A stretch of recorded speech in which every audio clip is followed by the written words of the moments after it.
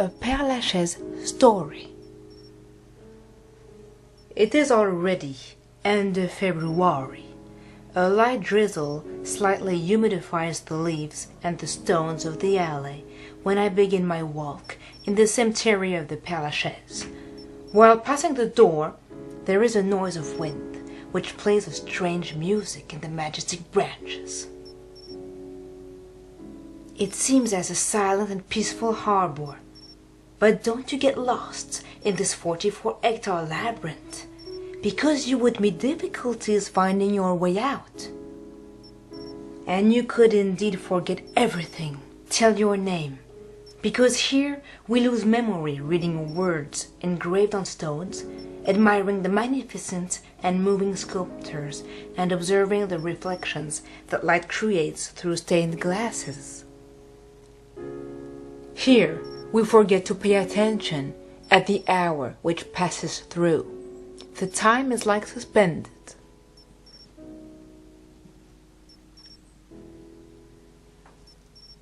Now you have to imagine yourself in 12th century. The mountain is covered with vineyards. Situated far from Paris, this place of greenery is still richly protected and cultivated. This place belongs then to the Évêque of Paris and is simply called Field d'Évêque. The domain is sold in 1430 to Regnault de Vendôme, a storekeeper who had made fortune selling spices all over the world.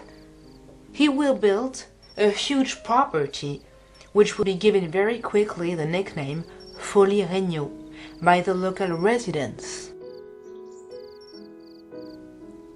Almost 2 centuries later, on July 2nd, 1652, the domain is property of the Jesuits. Cardinal Mazarin brings the very young Louis XIV while violent fights rage in Paris. Future king witnesses the fight of the suburb Saint-Antoine setting the royal troops against the rebellious. An impressive battle. The suburb is no more than shouts and blood. In the end, it is the victory of Condé, which leads the royal troops against Turenne, leader of the revolt. The mountain will be renamed with agreement of Louis XIV in Mont Louis, in honor of the victory and the visit of the king. And some years later, it is on the same Mont Louis that the particular confessor of Louis XIV is in the habit of finding rest and serenity. His name is François de Lachaise. The Père de Lachaise will keep an apartment there until 1709, date of his death.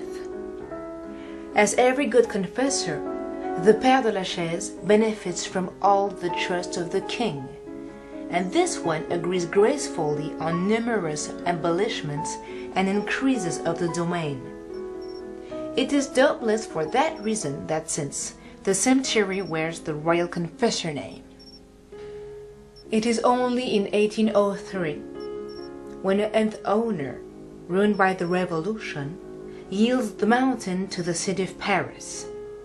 It is thus under the Empire that Nicolas Frochot, then Préfet of the Seine, is going to entrust the drawings of the future cemetery to Brongniart.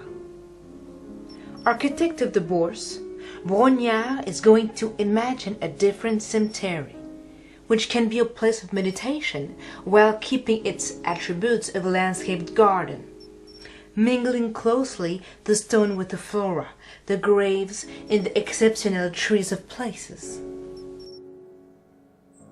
The officially denamed cemetery opened its door in May 1804.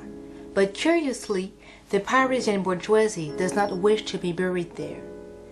Located too much far from Paris and in a popular renowned district, it does not win the favors of rich citizens. And in such way that 11 years after its opening, the cemetery counts only 2,000 graves. It is at this time that was imagined a highly honorific event for the cemetery. The graves of La Fontaine and Molière were moved in it, as well as the spoils of Héloïse and Abélard. It is an immediate success, and in the year 1830, the cemetery counts 33,000 graves. It is even intended to proceed to a first increase, which is not enough, because we shall still repair on 5 occasions the walls of the cemetery before it reaches its current size, 44 hectares, actually the largest green space of Paris. I continue to move about the tortured and hilly roads. My walk, observed by tens of stony glances, so many presences of another age, looks more and more as a fantastic walk.